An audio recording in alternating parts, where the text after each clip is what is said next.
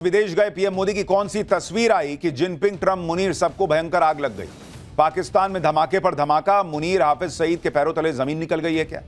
भारत की रॉकेट बनी इकोनॉमी अब जिनपिंग के निशाने पर। चीन कौन सी नई साजिश रच रहा है, आज सबसे पहले इसके बारे में आपको बताऊंगा। इस वक्त दुनिया के बड़े बड़े नेताओं की जो हालत है ना, वो आपको देखनी चाहिए कि ट्रंप की अमेरिका में चीछा लेदर हो रही है। अपना बिल पास करवाने में ट्रंप को पसीने छूट गए भाई। जो ट्रंप लेकर आए थे, हटाइए इसको, विजुअल चलाइए। अपना जो ट्रंप बिल लेकर आए थे भाई साहब, बिग ब्यूटीफुल बिल, वो पास नहीं करा पा रहे हैं ट्रंप। शी जिनपिंग के बारे में हमने आपको कल ही बताया था कि जिनपिंग तो सीन से ही गायब है। पाकिस्तान का हाल तो सब जानते हैं। वहां पब्लिक असीम मुनीर, शहबाज शरीफ को धोने में जुटी है, गालियां दे रही है। और इन सब के बीच नरेंद्र मोदी और भारत ही हैं जिनका जलवा दिख रहा है। इकोनॉमी रॉकेट बनी हुई है। भारत की सेना का जलवा दुनिया देख रही है, तारीफ कर रही है कि गजब फोड़ दिए ये लोग पाकिस्तान को। और भारत की लीडरशिप की चमक भी दुनिया देख रही है, क्योंकि इसी दुनिया में ट्रंप जैसे नेता हैं जो अवार्ड लेने के लिए भाग रहे हैं, खुद कहते हैं कि मुझे अवार्ड दे दो।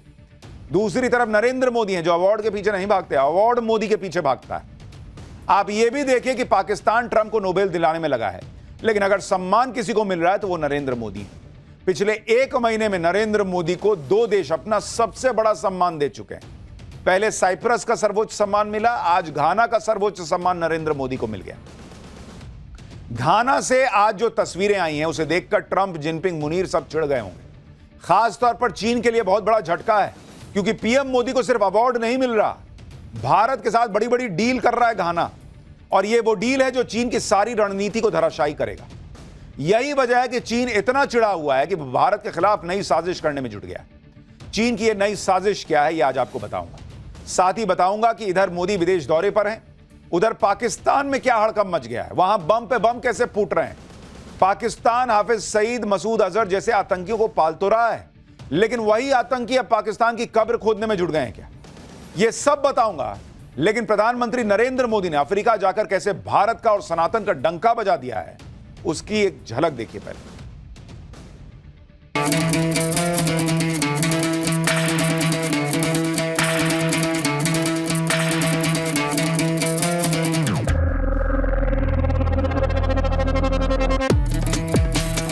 हमारे लिए लोकतंत्र एक सिस्टम नहीं बल्कि संस्कार है।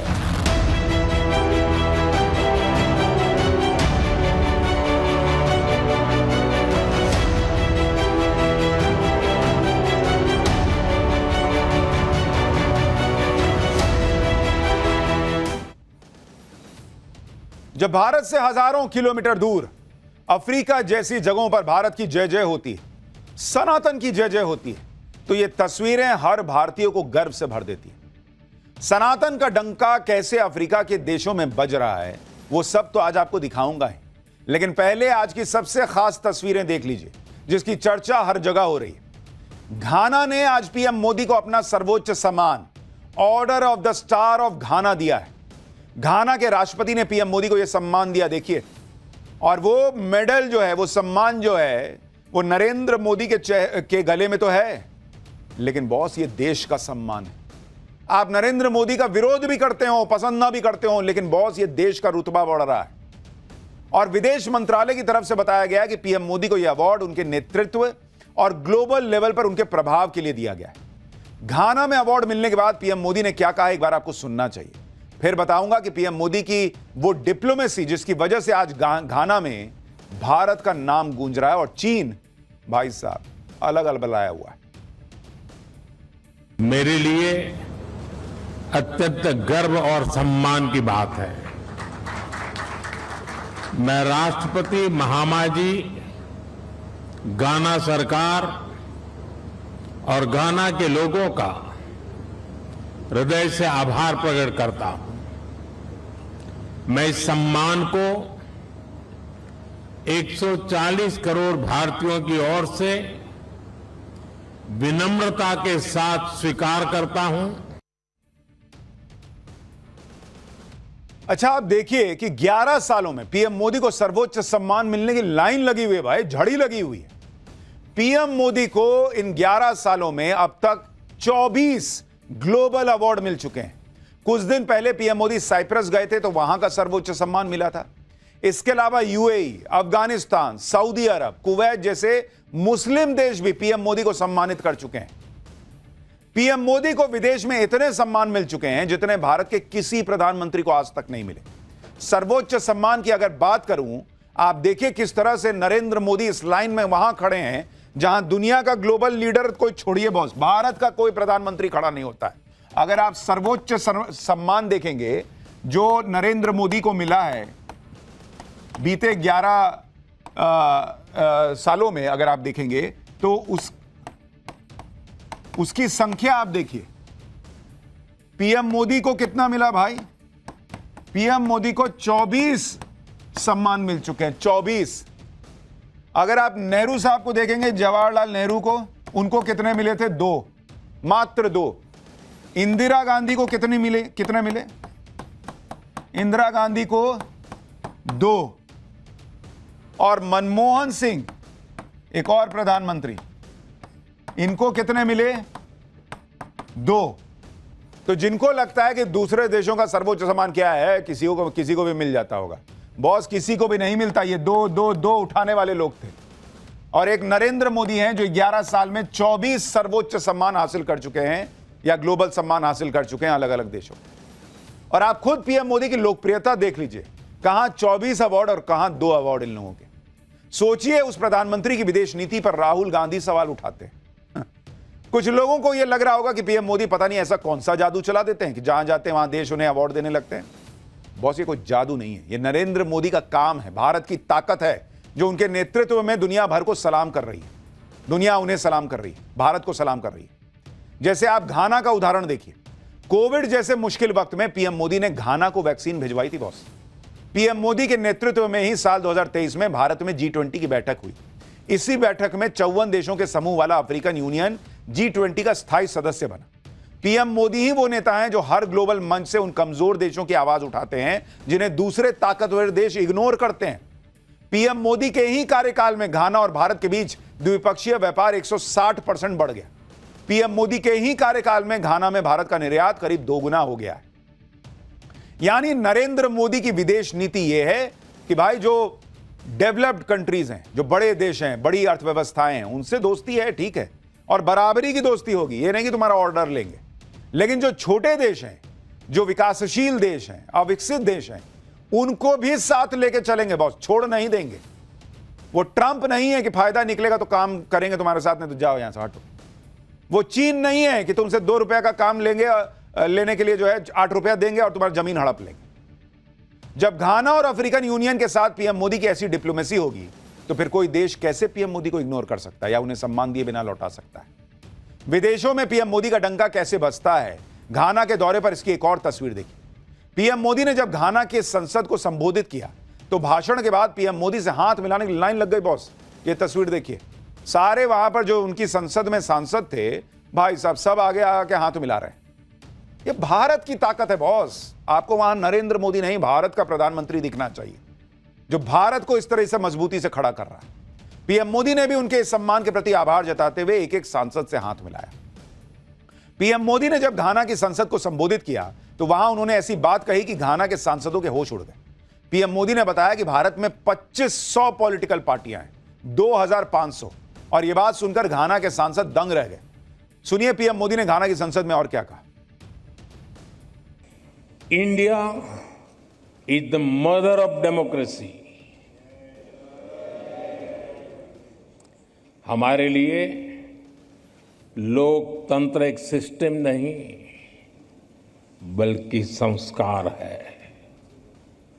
हजारों वर्षों से लोकतंत्र ने भारतीय समाज को निरंतर गति दी है।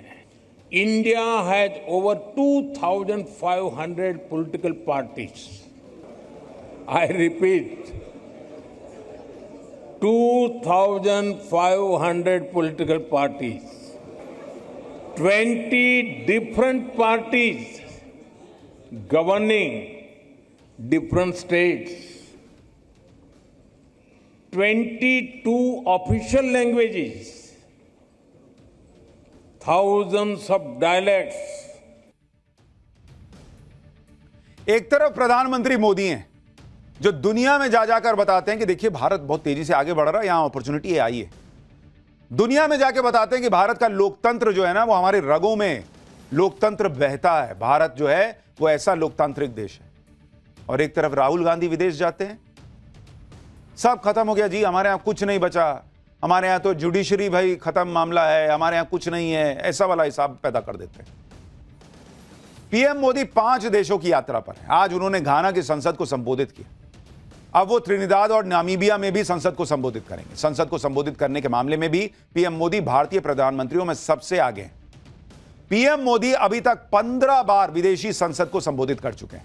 दूसरे नंबर पर मनमोहन सिंह हैं जो 7 बार विदेशी संसद में भाषण दे चुके हैं। तीसरे नंबर पर इंदिरा गांधी हैं जो 4 बार ऐसा कर चुकी हैं। और चौथे नंबर पर जवाहरलाल नेहरू हैं जिन्हें यह सम्मान 3 बार हासिल हुआ। यानी इस मामले में भी पीएम मोदी की टक्कर में कोई नहीं। यह सम्मान पीएम मोदी का ही नहीं, भारत का भी सम्मान है। और घाना में तो भारत के लिए जबरदस्त क्रेज दिखा। जब पीएम मोदी घाना की संसद को संबोधित कर रहे थे तो वहां 2 सांसद भारतीय परिधान में दिख गए।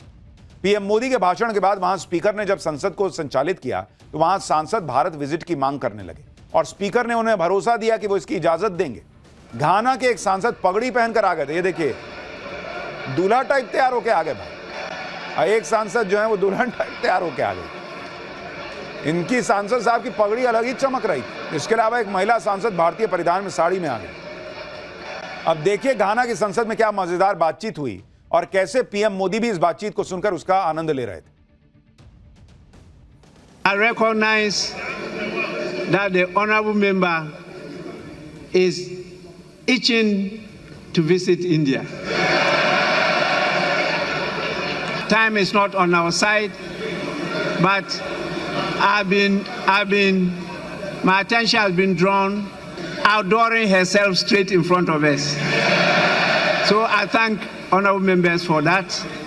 The love for the country of India, its people and its culture. ये तस्वीरें बताती हैं कि घाना और भारत में कैसा गहरा सांस्कृतिक कनेक्शन है। और सोचिए उसके बाद भी इस देश में 30 साल से कोई नहीं गया था भारतीय प्रधानमंत्री। घाना में तो सनातन की मजबूत जड़ें भी हैं। घाना में पीएम मोदी का स्वागत एकदम सनातनी अंदाज में किया गया। माथे पर तिलक, चंदन, गले में कंठी माला, धोती कुर्ता वाला भारतीय पहनावा। पीएम मोदी के स्वागत में घाना के बच्चे एकदम सनातनी रंग में रंगे हुए। इस वीडियो में घाना के बच्चे पीएम मोदी के स्वागत में श्लोक सुना रहे थे। सुनिए आप भी जरा।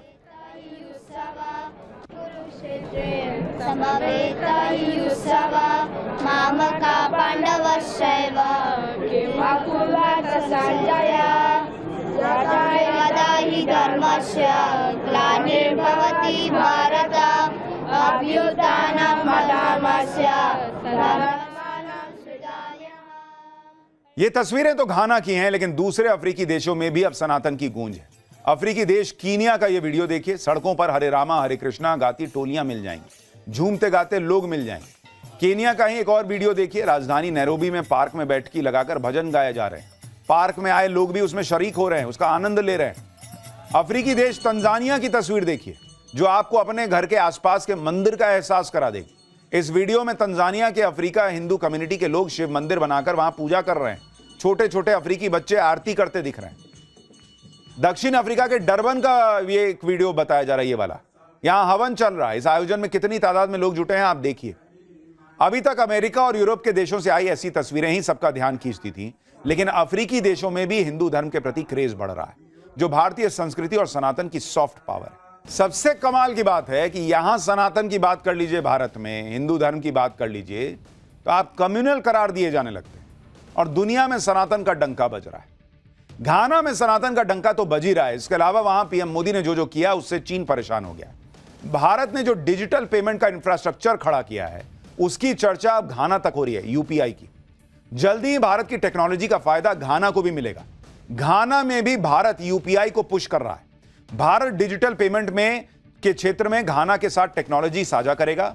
अभी 7 देशों में भारत का यूपीआई चल रहा है। यह वही डिजिटल पेमेंट का इंफ्रास्ट्रक्चर है जिसे लेकर भारत में पीएम मोदी का यह कहकर मजाक उड़ाया गया था कि गांव मोहल्ले में ठेले वाले डिजिटल पेमेंट करेंगे जी।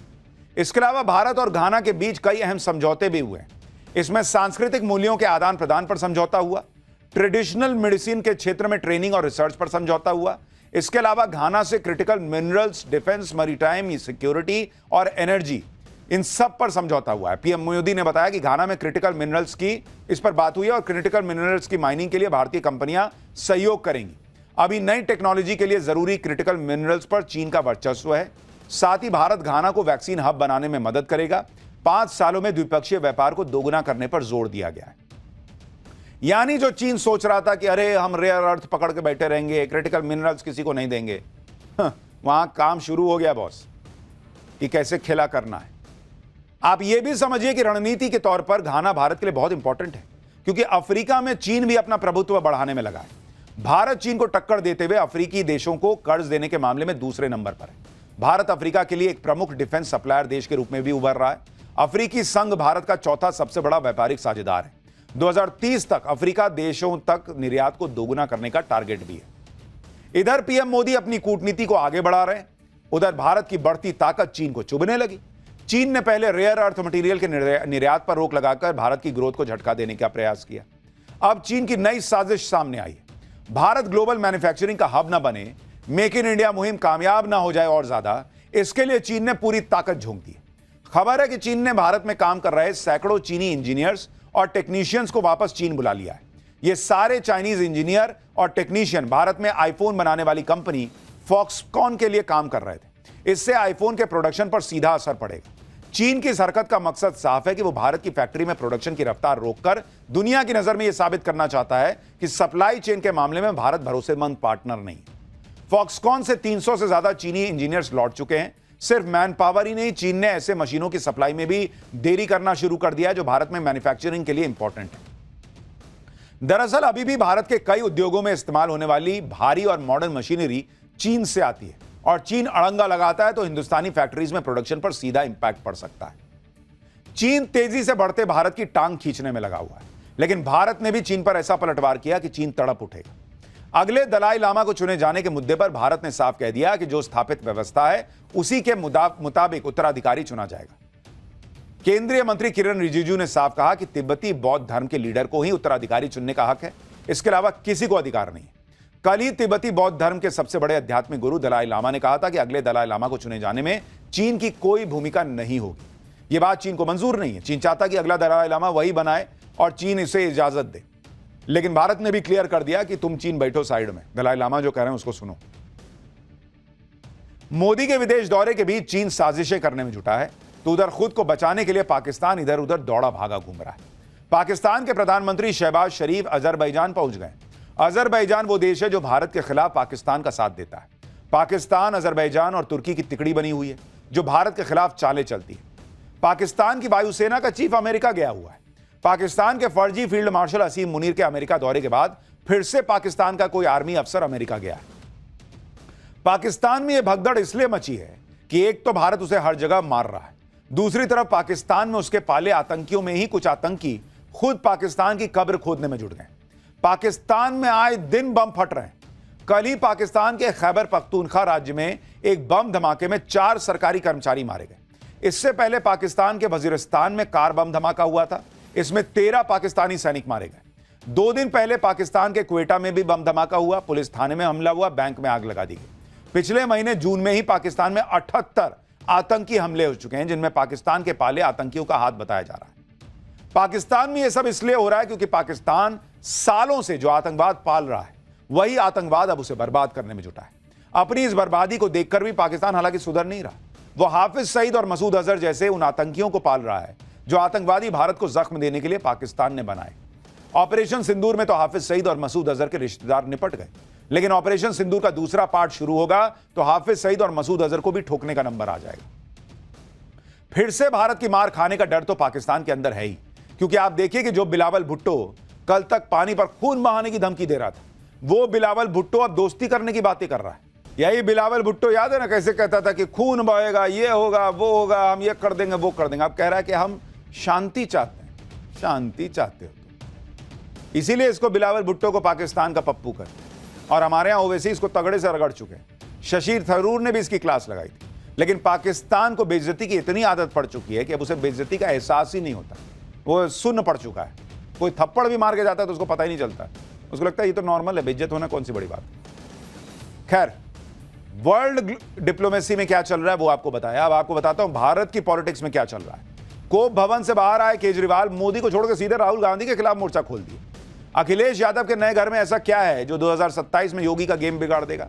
यादव कथावाचकों के मुद्दे पर हंगामा मचाते अखिलेश यादव ने अपने घर की पूजा किससे कराई? मराठी ना बोलने वालों को पीटते राज ठाकरे के लोगों का नव भारत पर मराठी टेस्ट हुआ तो क्या रिजल्ट आया? अब ये पूरी पॉलिटिक्स समझाता हूं। प्रधानमंत्री नरेंद्र मोदी 8 दिनों की विदेश यात्रा पर हैं और यहां भारत में 4 राज्यों में भयंकर पॉलिटिकल घमासान मचा हुआ है। पीएम मोदी को रोकने के लिए बने इंडी गठबंधन के तार अब खुलते जा रहे हैं। अब तो ऐसा माहौल हो गया है कि इंडी वाले एक दूसरे के खिलाफ खुल के तलवारें भांज रहे हैं। उत्तर प्रदेश में अखिलेश यादव अपनी अलग पॉलिटिक्स कर रहे हैं, कांग्रेस तो कहीं पीछे छूटी हुई है। अखिलेश यादव ने पूर्वांचल को साधने के लिए अपना नया आशियाना तक बना लिया। पीडीए के सहारे अखिलेश 27 के सपने बुन रहे हैं। वहीं दिल्ली में हार के बाद केजरीवाल अब कोप भवन से निकलकर बाहर आए हैं। अरविंद केजरीवाल ने तो कांग्रेस को ऐसा झटका दिया कि राहुल गांधी के पसीने छूट गए होंगे। केजरीवाल गुजरात चुनाव की तैयारी करने में लग गए जो कांग्रेस के होश उड़ा देगी। केजरीवाल बिहार में एंट्री करने की बातें कर रहे हैं। बिहार में तो वोटों के लिए भयंकर मारामारी ऑलरेडी मची हुई है। चुनाव आयोग पर तेजस्वी से लेकर कांग्रेस और ओवैसी निशाना साध रहे हैं। चुनाव आयोग के काम करने के तरीके पर सवाल उठा रहे हैं। लेकिन चुनाव आयोग ने जो जवाब दिया है उससे विपक्षी दल सन्नाटे में। इसी तरह से महाराष्ट्र में हाशिए पर आए उद्धव ठाकरे और राज ठाकरे अब एक होने जा रहे हैं। सोचिए राजनीति में क्या ना हो जाए। बीएमसी चुनाव में कहीं पार्टी का डब्बा ना गोल हो जाए, इसलिए राज और उद्धव मराठी कार्ड खेल रहे हैं। राज ठाकरे के कार्यकर्ता गुंडागर्दी कर रहे हैं, मराठी भाषा के नाम पर खुल के मनमानी कर रहे हैं, पीट दे रहे हैं किसी को भी। लेकिन नव भारत पर जब हमने उनके लोगों से मराठी भाषा पर कुछ सवाल पूछे तो उनका जो ये भाषा का टेस्ट था उसका रिजल्ट क्या आया देखिएगा तो हैरान रह जाएगा। लेकिन ये तो इतना बवाल मचा है ना, बिना ट्रेलर देखे काम होगा। पहले ट्रेलर तो देखिए।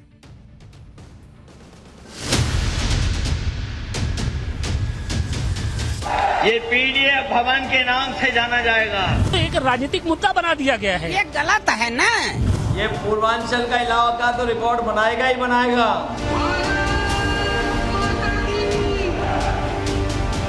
बीजेपी की जेब में या कांग्रेस?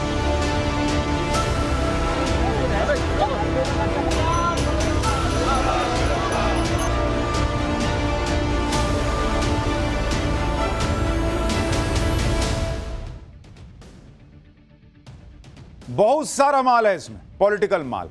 तो शुरुआत सबसे पहले अखिलेश यादव की बात से करता हूं, जो 2027 में जीत का फॉर्मूला तलाश रहे हैं। पीडीए की राजनीति करने वाले अखिलेश यादव ने अब नया दांव चला है। अखिलेश यादव ने आजमगढ़ में अपना नया आशियाना बना लिया है। ये जो शानदार आप आलीशान देख रहे हैं तंबू और जो घर आपको दिख रहा है, ये यही अखिलेश यादव का नया ठिकाना। ये आजमगढ़ से अखिलेश यादव पूर्वांचल को साधने की कोशिश कर रहे हैं। आज पूरे विधि विधान से अखिलेश यादव ने अपने इस घर और दफ्तर का गृह प्रवेश किया। ये वही अखिलेश यादव है जिन्होंने अभी कुछ दिन पहले इटावा में कथावाचक कांड पर जमकर पॉलिटिक्स की थी। तब कहा था कि क्या यादव कथा नहीं सुना सकते, लेकिन जब अपनी बारी आई तो अखिलेश यादव ने काशी के ब्राह्मण से गृह प्रवेश करवाया। वो भी एक नहीं बल्कि 5 ब्राह्मणों से गृह प्रवेश करवाया। इसे पीडीए भवन कह रहे हैं। ना पूजा कराने वाला जो है कोई दलित था, ना कोई आदिवासी था। उन्होंने 5 ब्राह्मण बुलाए और पूजा कराई। अब लोग सवाल पूछ रहे हैं कि क्या अखिलेश किसी यादव से गृह प्रवेश की पूजा नहीं करवा सकते थे? सुनिए अखिलेश यादव के घर में पूजा करवाने वाले पंडित जी ने क्या बताया। हम ही ने कराया। अच्छा, आपका क्या? हम ही ने कराया है। अच्छा, कितने ब्राह्मण थे? हमारे पास 5 ब्राह्मण थे। पार्टी से मतलब नहीं है, मैं ब्राह्मण हूँ, उपरेहित बनकर आया था और इनके बुलाने पर। दूसरी बात, वह इटावा की जो व्यवस्था है वो न्यायालय देख है, वह सरकार वहाँ की देख है, वहाँ ये उत्तर प्रदेश की कि कहाँ से क्या हो रहा है। अब इसके बारे में तो वो नहीं कहा। इसको तो एक राजनीतिक मुद्दा बना दिया गया है। ये गलत है ना। अब बताइए, अखिलेश यादव अपने घर की पूजा ब्राह्मण से करवा रहे हैं। लोगों को लगा था इतना हाल में विवाद हुआ है, पीडीए की बात करते हैं, किसी यादव को बुलाएंगे और पूजा पाठ कराएंगे। इसमें गलत क्या था? कराते एक अच्छी मिसाल पेश होती। लेकिन अखिलेश यादव जी जो हैं उन्होंने पूजा ब्राह्मणों को बुला के कराई। अखिलेश यादव दूसरों को जो बातें कहते हैं क्या उस पर खुद अमल नहीं कर सकते थे? अभी कुछ दिन पहले ही अखिलेश यादव ने बागेश्वर बाबा पर आरोप लगाया था कि बागेश्वर बाबा कथा करने के लिए लाखों रुपए लेते हैं, अंडर टेबल पैसे लेते हैं और न जाने क्या क्या। लेकिन आप खुद के लिए आजमगढ़ में शानदार आशियाना बनवा लिया। अखिलेश यादव का यह घर आधुनिक सुख सुविधाओं से लैस है और पूरी तरह से मॉड्यूलर है। आप देखिए अखिलेश यादव का यह घर 72 बिस्वा यानी करीब 2.25 एकड़ में फैला है। आजमगढ़ के अनवरगंज में यह घर बनाया गया है। घर का नाम अखिलेश यादव ने पीडीए भवन रखा है। घर को 2 मंजिल का बनाया गया है। ग्राउंड फ्लोर पर बड़ा सा मीटिंग हॉल है। फर्स्ट फ्लोर पर अखिलेश यादव रहेंगे। इस कैंपस के अंदर जनसभा भी हो सकती है। यानी अखिलेश यादव ने पूरी तैयारी कर ली है कि वो आजमगढ़ से पूर्वांचल की सीटों पर नजर रखेंगे और 2027 में जीत का रोड मैप तैयार करेंगे। और नया घर बनवाया, इसमें कोई बुराई भी नहीं है। लेकिन जब आप दूसरों से कहते हैं कि बागेश्वर बाबा इतना पैसा लेते हैं, वैसे लेते हैं, अंडर टेबल लेते हैं, तो लोग पूछते हैं भाई आप पैसा लेते हैं घर बनाते, किसी ने कुछ बोला? वो तो बाकियों की सामूहिक विवाह कराते हैं, गरीबों के लिए खाना खिलाते हैं, ये सब करते हैं। खैर, अखिलेश यादव को सुनिए गृह प्रवेश के बाद उन्होंने क्या कहा।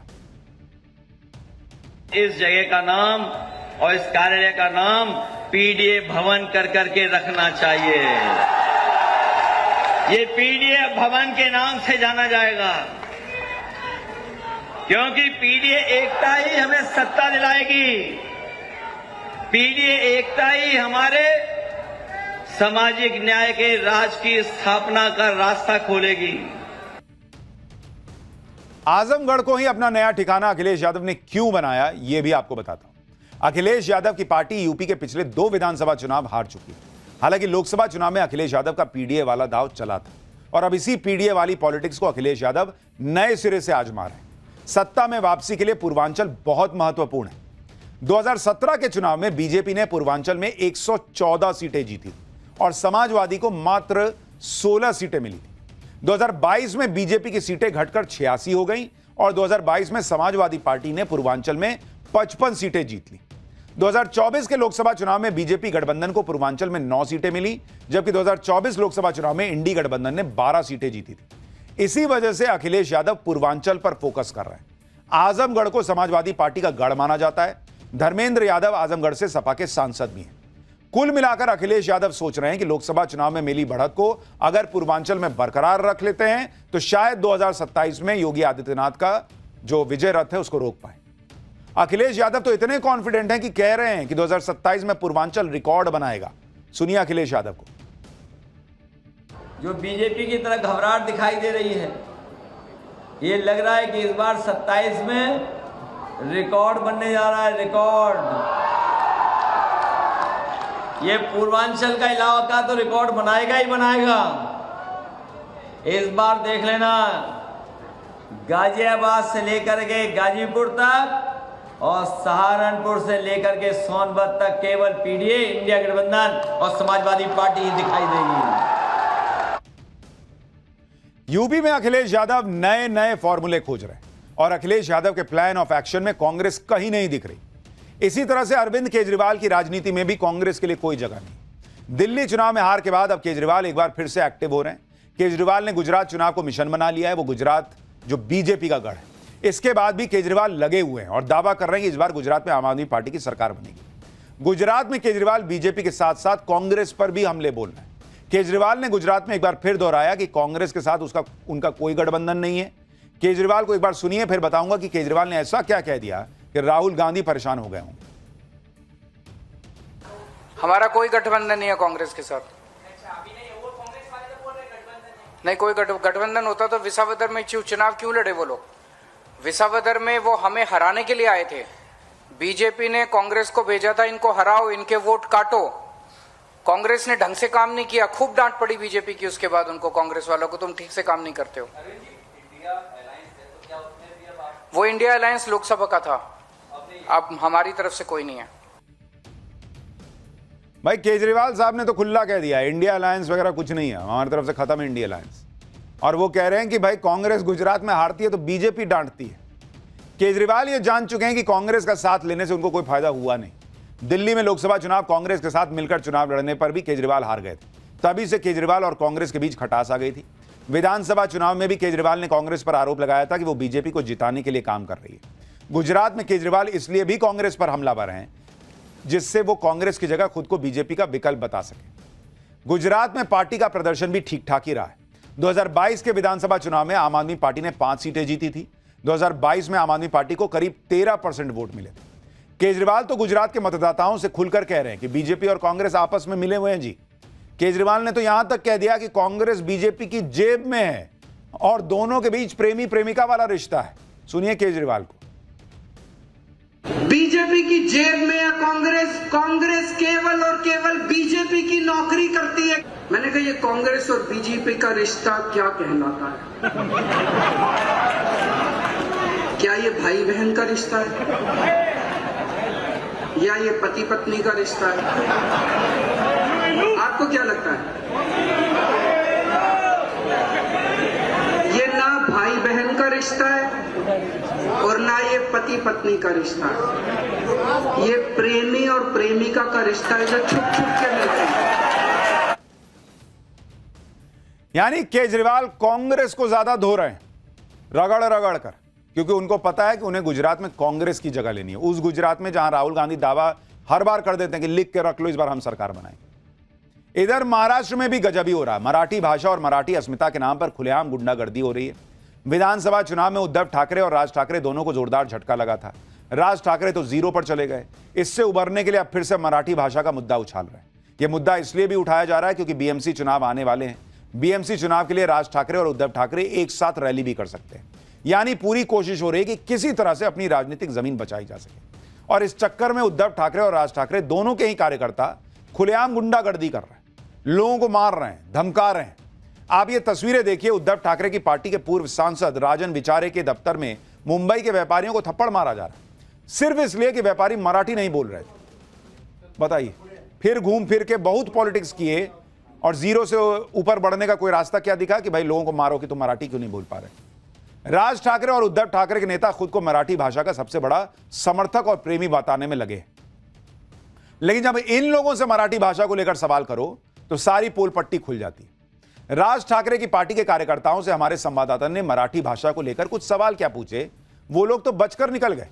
वहीं राज ठाकरे के कुछ कार्यकर्ताओं ने हमारे संवाददाता को डराने की भी कोशिश की। देखिए राज ठाकरे के कार्यकर्ताओं का मराठी टेस्ट और उसका रिजल्ट। पण मराठी भाषा दिन केव्हा साजरा करतो? मराठी भाषा दिन केव्हा साजरा करतो सांगा? मराठी भाषा दिन फेब्रुवारी में. कधी केव्हा? मराठीच विचारतो, मराठीत सांगा. सांगतो ना. कधी कधी आता डेट मला माहिती नाही. तुम्ही मराठी असून तुम्हाला माहिती नाही मराठी भाषा दिवस केव्हा असतो ते? कुसुमाग्रजाचं आहे ना त्या टायमाला. कुठल्या डेट काय सांगा? 22 की 24 तारखेला आहे. 27 ला असते. आणि महाराष्ट्राच्या राज्याची स्थापना कधी झाली? आता नहीं, आपल्याला महाराष्ट्र बद्दल माहित नाही. आपको महाराष्ट्र के बारे में नहीं मालूम, आपको मराठी भाषा के बारे में नहीं मालूम, तो आप अपने आपको मराठी का हितैषी कैसे बता सकते हैं? आप दूसरों को मराठी कैसे सिखा सकते थे? मराठी भाषेत स्वतंत्र वर्ण किती आहे, स्वर किती आहेत, व्यंजन किती आहे? मी काय सांगतोय, हा मुद्दा कितीचा आहे आणि कितीचा नाही तो विषय नाहीये. तुम्ही आम्हाला मराठीचे प्रश्न विचारताय की मराठीची परीक्षा घेताय? परीक्षा घेतोय. कशासाठी? सांगा ना, किती प्रेम आहे, किती प्रेम आहे? तुम्ही आमची परीक्षा घेणारे कोण? परीक्षा घेणारे कोण आहेत? सवाल मराठी का है, सवाल महाराष्ट्र का है, जवाब नहीं है इनके पास, जवाब नहीं है इनके पास, जवाब नहीं देगा. ये है सच्चाई महाराष्ट्र नवनिर्माण सेना की, जो मराठी सिखाने के लिए जा रहे हैं लेकिन उन्हें खुद को मराठी भाषा के बारे में, महाराष्ट्र के बारे में नहीं पता. तो ये है सच्चाई राज ठाकरे के कार्यकर्ताओं की। दूसरों को पीट रहे हैं, दूसरों से मराठी का टेस्ट ले रहे हैं, और इनसे पूछिए जवाब देते नहीं बनता तो कह रहे हैं तुम हमसे मराठी का टेस्ट कैसे ले सकते हो? ये सबसे टेस्ट ले सकते हैं। खैर, चुनाव में जो टेस्ट होगा उसमें तो जीरो आता है, लेते रहिए पब्लिक का टेस्ट। पाठशाला में अब अगली क्लास। गोपाल तो निकला तजम्मुल, लेकिन उसके बाद कावड़ यात्रा को लेकर क्या नया बवाल मच गया है। हिंदुओं की पवित्र कावड़ यात्रा बहाना है, मोदी योगी के खिलाफ माहौल बनाना है, कैसे राज खुल गया है, अब इसका चैप्टर दिखाता हूं। 11 जुलाई से हिंदुओं की पवित्र कावड़ यात्रा शुरू हो रही है। कावड़ यात्रा के दौरान हिंदुओं की आस्था से किसी तरह का खिलवाड़ ना हो, इसके लिए कावड़ यात्रा के रूट पर दुकानदारों, होटलों और ढाबों को मालिकों के लिए कहा गया कि भाई सही नाम और पहचान बताने का आदेश दिया जा रहा है, बताइए। लेकिन सही नाम और पहचान बताने के इस फरमान को कुछ लोगों ने मोदी और योगी के खिलाफ राजनीतिक हथियार बना लिया। अखिलेश यादव की पार्टी, कांग्रेस और ओवैसी जैसे लोगों ने इस फरमान पर आसमान सिर पर उठा लिया।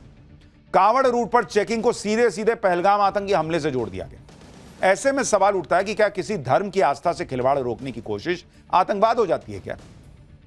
या फिर कावड़ रूट पर सनातनी आस्था से खिलवाड़ के बड़े गेम प्लान का पर्दाफाश होने से कुछ लोग बौखला गए, क्योंकि जिस पंडित जी वैष्णव ढाबे पर चेकिंग को लेकर बवाल शुरू हुआ, उसकी हकीकत सामने आने पर विरोधियों की थ्योरी ही पलट गई। जिस गोपाल नाम के शख्स की पैंट उतरवाकर चेकिंग का आरोप लगा, वो गोपाल नहीं तजम्मुल निकला और उसके पैंट उतरवाने का कोई सबूत नहीं आया। जबकि कावड़ यात्रा में मुसलमानों की भागीदारी से न तो हिंदू संगठनों को दिक्कत है और न ही कावड़ यात्रियों को।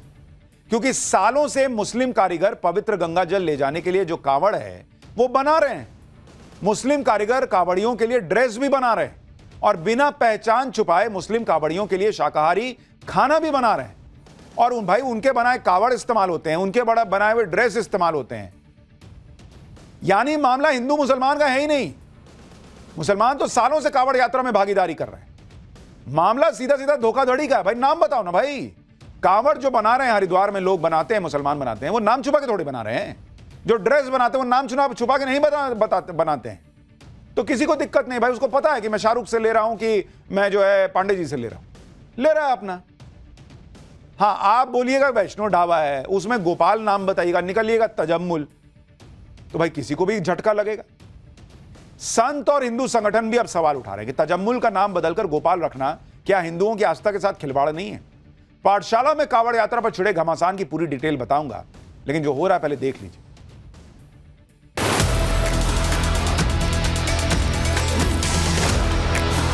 भारतीय जनता पार्टी और आतंकवादियों में कोई अंतर नहीं है।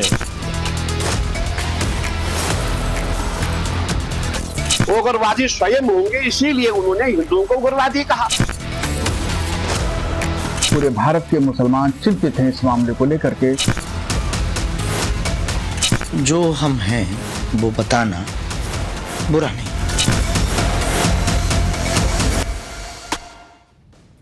कावड़ यात्रा को एक ढाबे की चेकिंग को लेकर जो बवाल शुरू हुआ और उसके बाद हिंदू मुसलमान का नैरेटिव सेट करने की कोशिश हुई, उसकी पूरी सच्चाई हमने कल पाठशाला में आपको बताई थी। ये गोपाल नहीं तजम्मुल है, हमने आपको बताया था।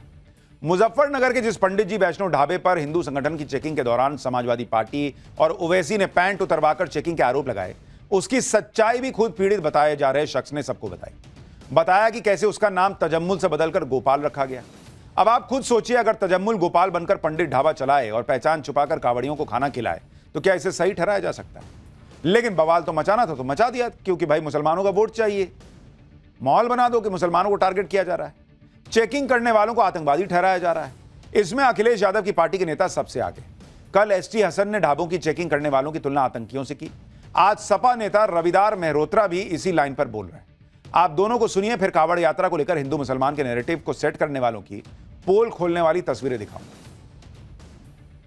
कांवड़ यात्रा के समय जो लोग दुकान लगाते हैं उनको उनका जाति और धर्म पूछना पूर्ण रूप से अनुचित है। भारतीय जनता पार्टी और आतंकवादियों में कोई अंतर नहीं है। भारतीय जनता पार्टी के लोग भी धर्म और जाति पूछ करके हमला करते हैं और आतंकवादी भी धर्म पूछ करके हत्या करने का काम करते हैं। तो भारतीय जनता पार्टी और आतंकवाद में कोई अंतर नहीं है। किसने ये राइट दिया इनको कि ढाबों की चेकिंग करें? ये किसने इनको ये राइट दिया कि लोगों की पैंटें उतरवाएं? क्या इनमें और उन आतंकवादियों में कोई फर्क है जिन्होंने समाजवादी पार्टी सबसे तेजी से आगे लग गई लाइन में कि साबित कर दें कि पैंट उतरवाया गया था, मुसलमानों को टारगेट किया गया। जबकि ना तो पैंट उतरवाया गया और ना ही किसी को टारगेट किया गया, बल्कि जो लोग झूठ बोल रहे थे वो सामने आ गए।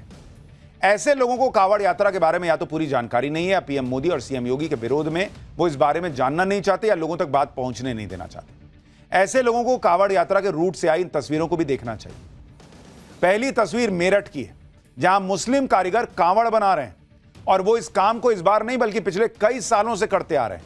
कभी किसी कावड़िए ने या हिंदू संगठनों ने इस काम का विरोध नहीं किया। यह भी कभी नहीं कहा कि मुसलमान के बनाए कावड़ पर जो पवित्र गंगा जल है वो हम लेकर नहीं जाएंगे। क्यों? क्योंकि उनको पता है कि यह मुसलमान ने बनाया है, उनको धोखा नहीं दिया जा रहा है, यह पता है उनको। दूसरी तस्वीर देखिए, सहारनपुर में मुस्लिम कारीगर कावड़ियों के लिए ड्रेस तैयार कर रहे हैं और ड्रेस बनाते वक्त सनातनी आस्था के सम्मान का पूरा ख्याल रखा जा रहा है। यहां से पूरे देश में कावड़ियों की ड्रेस सप्लाई होती है। कावड़िए इन कपड़ों को खरीदते भी हैं और पहनते भी हैं। वो भी ये जानते हैं कि मुस्लिम कारीगरों ने तैयार किया है, तो फिर वहां भी धोखा नहीं है, तो सब मामला ठीक चल रहा है। खुद कावड़ बनाने वाले और कावड़ियों के लिए ड्रेस बनाने वाले मुस्लिम कारीगर भी मानते हैं कि उन्होंने कभी अपनी असली पहचान छुपाने की जरूरत ही नहीं पड़ी। सुनिए एक बार।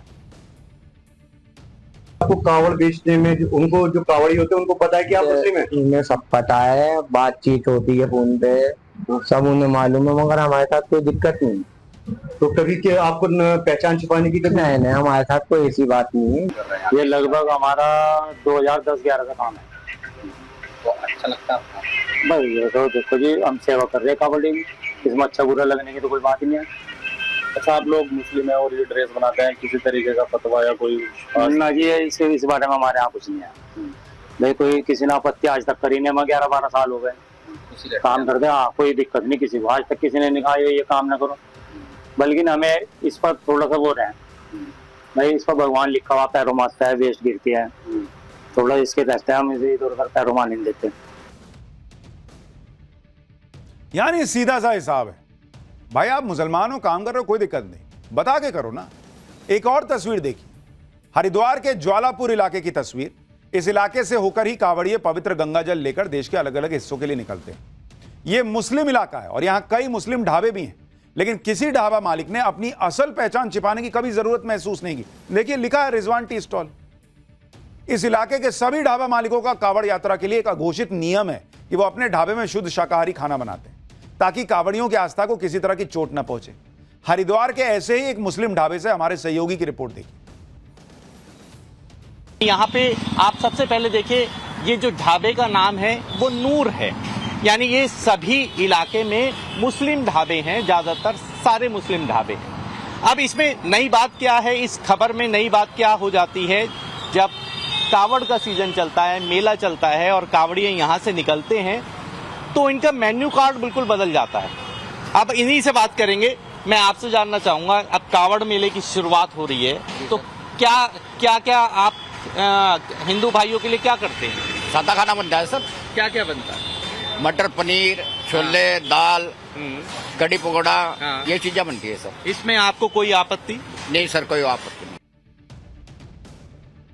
इसलिए नाम और पता बताने की गाइडलाइन पर राजनीति करने वालों पर संत समाज भी सवाल उठा रहा। बाबा बागेश्वर ने पहचान छुपाने वालों की तुलना कालनेमी राक्षस से की, तो अखाड़ा परिषद के अध्यक्ष रविंद्र पुरी सपा नेताओं को निशाने लेते हुए कह रहे हैं कि जो हिंदुओं को उग्रवादी कह रहा है वो खुद उग्रवादी होगा। सुनिए दोनों को। जो हम हैं वो बताना बुरा नहीं, पहली बात। छिपाना क्या, फिर अपनों से क्या छिपाना, क्षणिक स्वार्थ के लिए फिर क्या छिपाना। दूसरी बात, जब इतने कांड चल रहे, लैंड जिहाद, लव जिहाद, थूक जिहाद, मूत्र जिहाद, तो और सतर्क और सावधानी की आवश्यकता है, पवित्रता की आवश्यकता है। तीसरी बात, आतंकवादी तो नहीं, पर इतना हम कह सकते हैं कि ये सब कालनेमी, जो हैं कुछ और, दिखा कुछ और है। वो कोई भी हो, किसी भी धर्म या मजहब का, किसी भी मजहब का हो या धर्म का हो, वो जो है और उसको ना दिखा करके जो नहीं है वो दिखावा कर। वो उग्रवादी स्वयं होंगे, इसीलिए उन्होंने हिंदुओं को उग्रवादी कहा। इनके कारनामे ही ऐसे है। सपा का जो है, सपा ने हमेशा हिंदू के हित के लिए काम नहीं किया है, हमेशा सनातन का विरोध किया है, सनातन को डुबाने का काम किया है, सनातन को मिटाने का प्रयास किया है।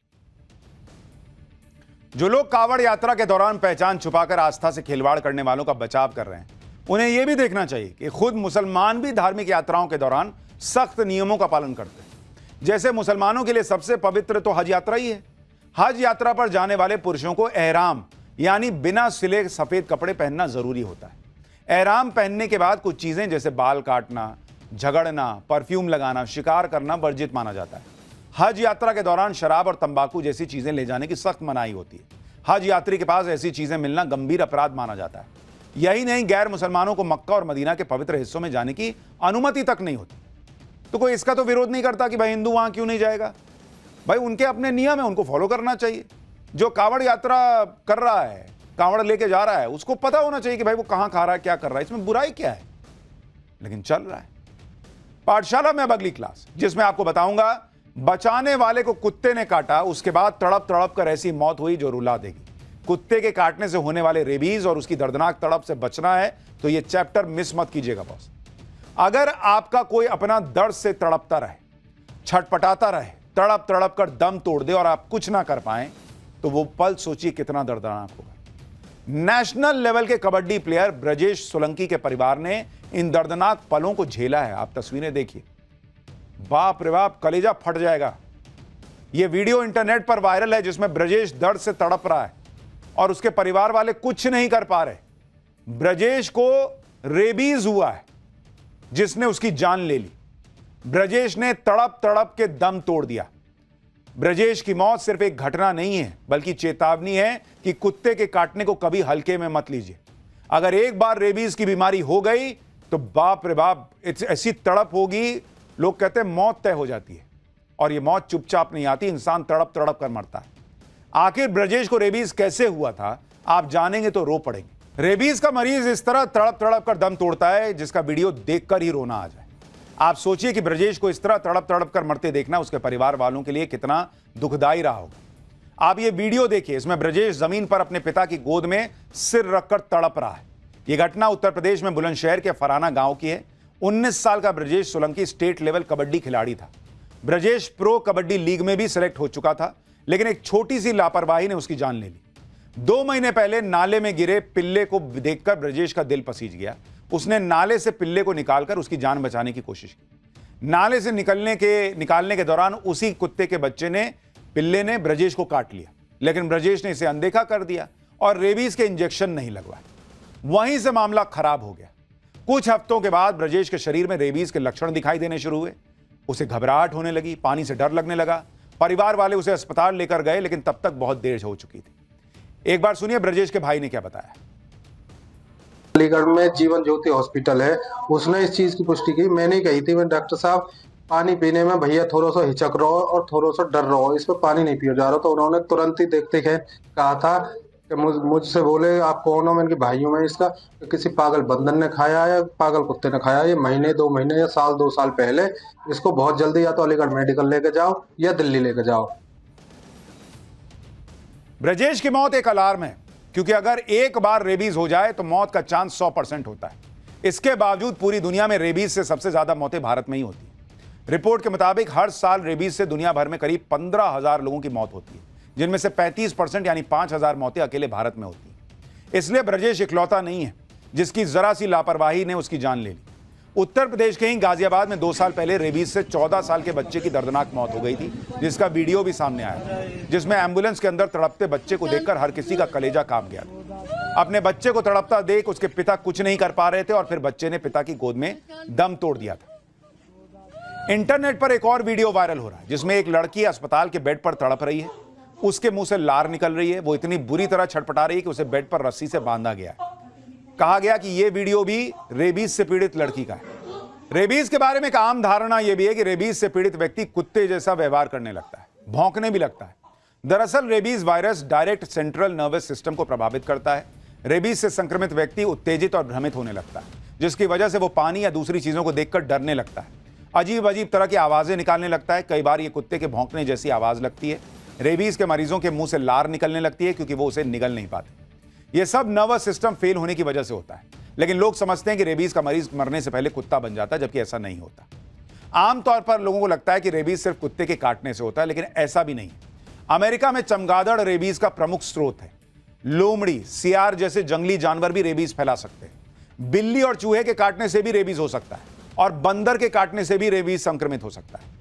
दरअसल रेबीज एक वायरस है जो संक्रमित जानवरों की लार के जरिए फैलता है, इसलिए सिर्फ काटने से नहीं फैलता। अगर कोई रेबीज संक्रमित जानवर किसी व्यक्ति के खुले घाव को चाट भी ले तो भी रेबीज हो सकता है।